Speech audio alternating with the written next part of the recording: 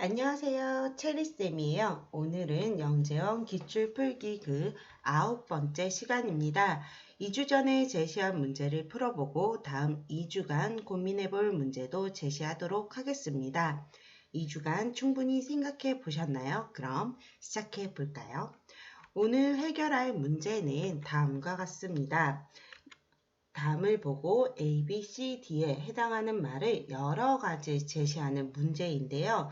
이 문제는 주어진 전제를 보고 논리적으로 타당한 관계를 이루는 단어를 찾아야 합니다. A, B, C, D 각각을 여러 가지 찾는 게 아니라 A, B, C, D 이 묶음을 여러 가지 찾는 거기 때문에 우선 서로 포함 관계를 정리해 보는 게 좋겠죠. 자, 2주간 충분히 생각해 보셨나요? 가능한 답은 무엇일까요? 그럼 함께 풀어보도록 하겠습니다. 자, 문제를 다시 한번 정리하여 서로 포함 관계를 알아볼까요? 이 첫 문장부터 한번 보면 A는 B이므로 즉 A는 B에 포함된다는 의미겠죠. 이러한 방법으로 C는 B이기 때문에 C는 B에 D는 C에 포함됩니다. 단 마지막 문장에는 C는 A가 아니다 라고 하였기 때문에 C는 A에 포함되지 않아야 하겠죠. 이를 화살표로 한번 나타내 보도록 할게요. 그러니 A는 B에, C는 B에, D는 C에, C는 A에 포함되지 않아야 하는 거겠죠. 그럼 포함 관계를 나타낸 그림을 보고 이 A, B, C, D에 해당하는 각각의 단어들을 한번 찾아보도록 하겠습니다. 자, 이 그림을 보면 시작은 두 군데서 시작을 해볼 수 있을 것 같아요. 뭐가 있을까요? 모두를 포함하는 이 B에서부터 시작을 해서 또 A와 C로 분류를 한 후에 이 C의 하위 요소의 D를 찾는 방법이 있고요. 반대로 뭐가 있을까요?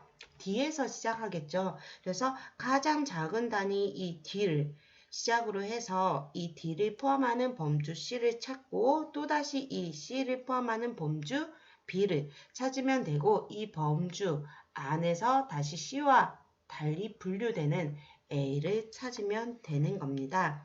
자, 그럼 이 모든 것을 포함하는 뭐부터 시작을 해볼까요? 저는 모든 것을 포함하는 이 B에서부터 한번 시작을 해보도록 하겠습니다. 어떤 걸 해볼까요? B는 예를 들어서 B를 생물이라 라고 한다면 생물은 생명을 가지고 스스로 생활 현상을 유지해 나가는 물체죠. 그래서 식물, 동물, 미생물로 분류를 해볼 수 있습니다.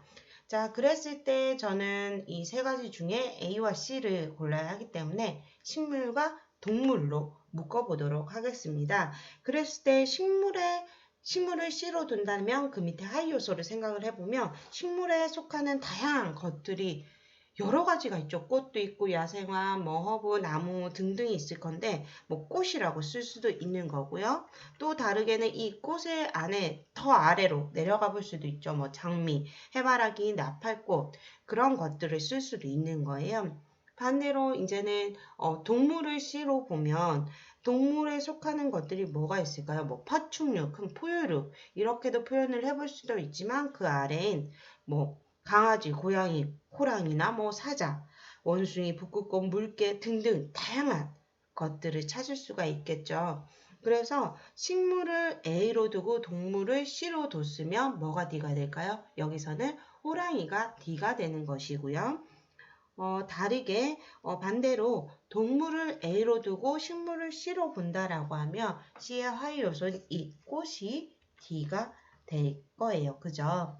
그러니 아까 잠깐 얘기한 것에서도 이 D를 꽃 대신에 장미, 해바라기 등 다양한 것이 오고 호랑이 대신에 포유류, 조류, 호랑이, 원숭이, 곰, 다양한 것들이 오면 굉장히 여러 가지의 답을 찾을 수가 있겠죠. 자, 이를 정리하는 건 다양한 방법이 있지만 저는 한번 표로 정리를 해보도록 할게요. 그랬을 때 우리가 가장 큰 단위 뭐로부터 시작을 했죠? 생물부터 시작을 했어요. 그랬을 때 A를 식물 그리고 C를 동물로 두면 이 D라는 부분은 지금처럼 호랑이가 올 거고요. 반대로 A에 동물이 오고 C가 식물이 오면 꽃 위에 뭐 장미, 해바라기 등등이 D가 올 거예요. 그럼 이러한 D를 한번 찾아볼까요? C가 동물이라고 하면 동물은 뭐 척추동물과 무척추동물로도 나눌 수가 있기 때문에 뭐 D에는 척추동물 이런 것들도 들어갈 수 있고 어류, 뭐 물에서도 육지에서도 살 수 있는 뭐 양서류나 뭐 파충류, 조류, 포유류 등등 다양한 동물 그런 범주들이 들어갈 수가 있겠죠. 뭐 그런 것들을 적을 수도 있고요. 또는 또 이 안에 속하는 뭐 호랑이나 원숭이, 개구리, 뭐 독수리, 또 오징어나 뭐 새우 등등의 다양한 또 것들이 들어갈 수 있을 거예요. 동물들이 들어갈 수가 있겠죠.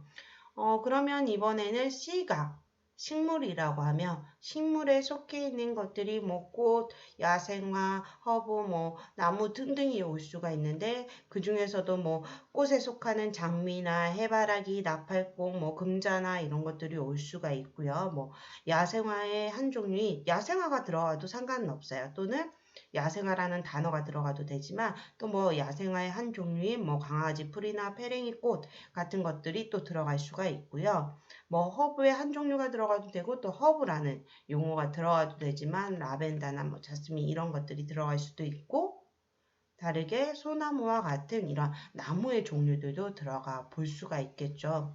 벌써 지금까지 얘기한 것만 해도 20가지 이상이 나왔고 그 이상 100개 그 이상도 찾을 수가 있겠죠. 동물의 종류나 식물의 종류가 워낙 다양해서요. 그래서 이러한 것들을 D를 다르게 하면서 다양하게 찾을 수가 있습니다. 반대로 이번에는 가장 작은 단위 이 D에서부터 시작을 한다면 무엇으로 시작을 한번 해볼까요? 뭐 진돗개나 뭐 집에 있으면 푸들을 기르고 있으면 푸들 아니면 지금 내 책상에 있으면 뭐 연필, 볼펜, 지우개 등등 뭐 가장 하위 요소는 우리 주변에서 바로 발견할 수 있는 것들을 선택하여 할 수도 있습니다. 내가 책상에 학교 교실에 앉아 있으면 너무 좋겠죠. 그랬을 때 교실 안에 보이는 물건들을 생각을 해볼 수도 있고요. 저는 다르게 또 물건 이런 거 외에 제가 사는 아니면 딱 떠오르는 동으로 한번 시작을 해볼게요. 지역 이름으로 시작을 해볼게요.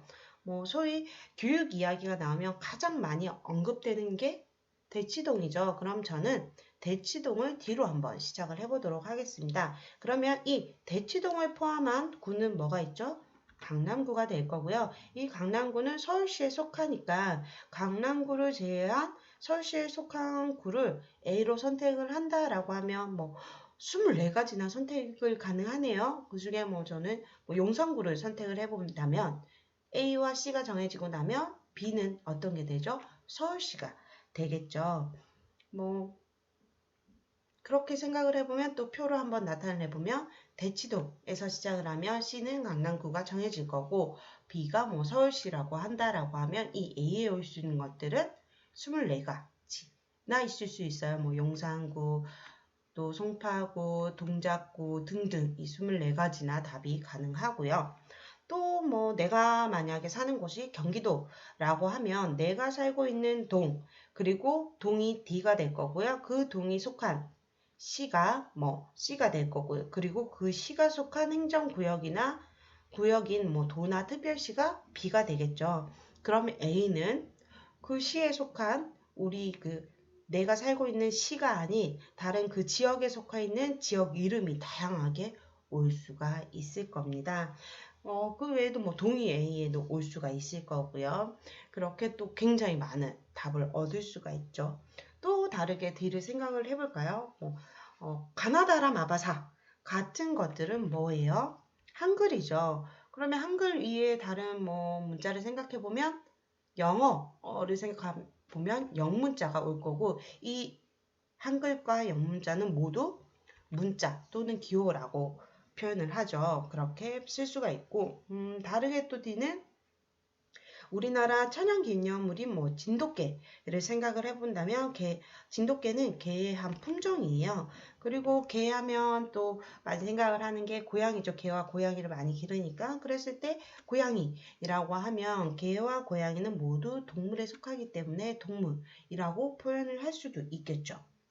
뭐 지금 당장 또 내 모습을 D를 선택할 때 본다면 저는 지금 바지를 입고 있어요. 그러면 입고 있는 옷에서 뭐 바지를 쓸 수도 있고 뭐 청바지를 선택을 한다라고 하면 청바지는 하의가 되죠. 그리고 하의하면 또 입는 게 상의를 입게 되고 이 상의와 하의는 전부 다 옷이 되는 거겠죠. 그리고 뭐 또 생각을 해볼 수 있는 게 뭐 이런 물건들이 있을 수 있고 생각나는 지금 시가 있는데 뭐 죽을 때까지 하늘을 우러러 한 점 부끄럼 없기를 이 뭐죠? 윤동주의 서시는 뭐예요? 시예요. 그죠? 시인데 소설은 아니죠. 그리고 이 시와 소설은 모두 문학이라는 범주 안에 들어가기 때문에 이러한 답들도 가능합니다. 뭐 물건뿐만 아니라 이 시 같은 이런 굉장히 다양한 것들을 채울 수가 있어요. 그럼 만약에 이러한 A, B, C, D의 묶음을 여러 가지 혹은 뭐 최대한 많이, 가능한 많이 찾으시오라는 문제인 경우는 앞서 말한 뭐 생물, 동물, 식물, 뭐 이 대치동 등등을 가지고도 뭐 생물, 동물, 식물은 그대로 두고 D를 바꿔가면서 혹은 지금 A와 B를 바꿔가면서 아니면 뭐 D를 시작점으로 해서 그 앞을 다양하게 생각을 하면서 여러 가지 답을 최대한 많이 찾는 것도 가능해요.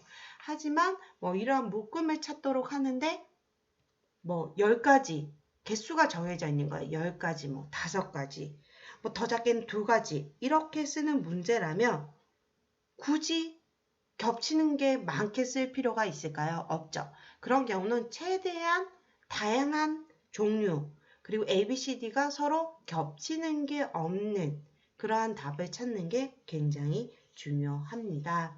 그래서 이러한 것들을 찾아보시면 좋고 A, B, C, D를 최대한 여러 가지 찾으시오 라고 해놓고 지금처럼 표를 제시를 해준 것도 아니고 어떻게 쓰도록 하지 않았다 라고 하면 이 A, B, C, D를 정리하는 방법도 딱 한눈에 보기 쉽게 그렇게 정리하는 방법도 연습이 필요합니다. A, B, C, D를 하나의 묶음, 그런 묶음으로 순서대로 표현을 해도 좋고요.